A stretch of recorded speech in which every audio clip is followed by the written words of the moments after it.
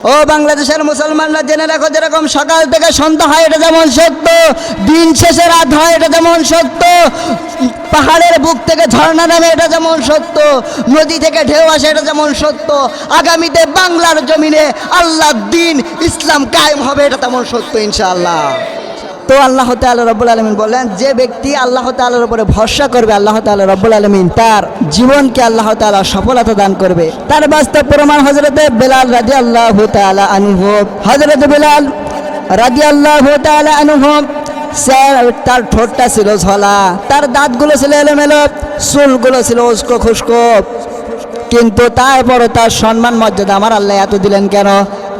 বুখারী শরীফের ৩য় নম্বর খণ্ডে এসেছে, বিশ্বনবী মুহাম্মদ রাসূলুল্লাহ সাল্লাল্লাহু আলাইহি ওয়াসাল্লাম বলেন, আমি যখন মিরাজে গেলাম, হযরতে জিবরাইল আমাকে যখন সিদরাতুল মুনতাহা আরশে মহল্লায় আমাকে রেখে আসলো, ওই যে বিশাল দূরত্ব রাস্তা, আমার ভয় ভয় করছিল।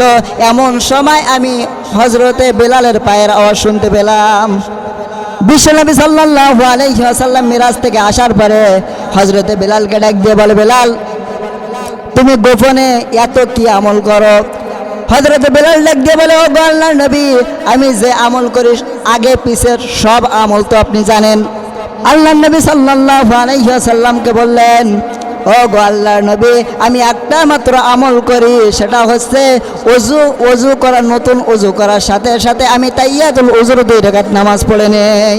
আল্লাহর নবী বললেন, বেলাল এটা কখনো ছেড়ে দিবা না, কারণ আমি যখন মিরাজে গেলাম, হযরতে জিবরাইল যখন আমাকে সিদরাতুল মুনতাহা আরশে মহল্লায় আমাকে যখন রেখে আসলো, আমাকে যখন ছেড়ে আসলো, এমন সময় আমি তোমার পায়ের আওয়াজ শুনতে পেলাম। তাহলে হযরতে বেলাল ইসলাম গ্রহণ করার আগে তার মর্যাদা ছিল মাত্র 6 দিরহাম, কিন্তু ইসলাম গ্রহণ করার পরে আমার আল্লাহ তাআলাকে ভয় করার কারণে আল্লাহ তাআলা রব্বুল আলামিন তার শান মান মর্যাদা এত দিলেন কেন? হাদিস শরীফ প্রমাণ, বিশ্বনবী সাল্লাল্লাহু আলাইহি ওয়াসাল্লাম মসজিদে নববীর ইমাম হযরতে বেলাল মুয়াজ্জিন। বিশ্বনবী সাল্লাল্লাহু আলাইহি ওয়াসাল্লাম, সাহাবীরা বলল, ইয়া রাসূলুল্লাহ, হযরতে বেলাল আযান দেয় শুদ্ধ হয় না। হযরতে বেলাল তিনি শুদ্ধ ভালো করে কথা বলতে পারতেন না। সাহাবীরা বললেন, ইয়া রাসূলুল্লাহ, উনি আশহাদুর জায়গায় আসহাদু বলে ফেলে। ইয়া রাসূলুল্লাহ, হযরতে বেলাল শুদ্ধভাবে আযান দিতে পারে না।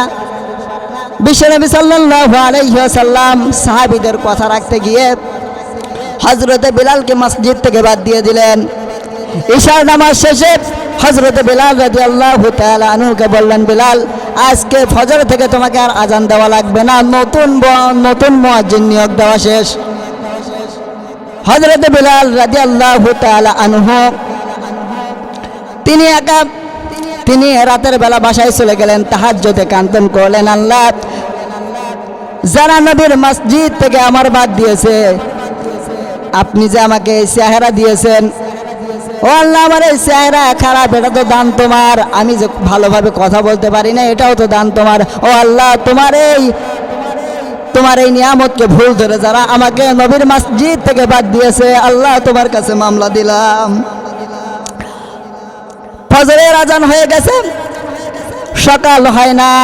বিশ্বনবী সাল্লাল্লাহু আলাইহি ওয়াসাল্লাম সাহাবীদেরকে নিয়ে বসে আছেন।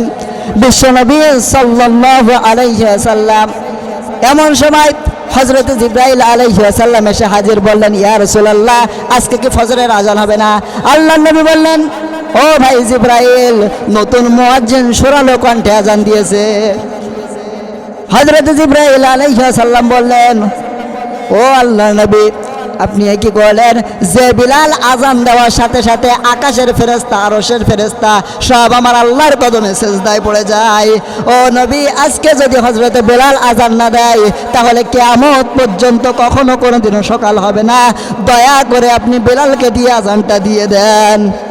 ভাইয়েরা আমার, বন্ধুরা আমার, তাহলে এখান থেকে বোঝা গেল, যদি আপনি আল্লাহ তাআলা রব্বুল আলামিনকে যদি ভালোবাসেন, আল্লাহ তাআলা রব্বুল আলামিন আপনার শান মান মর্যাদা বাড়িয়ে দেবে, আপনি নিজেও বুঝতে পারবেন না।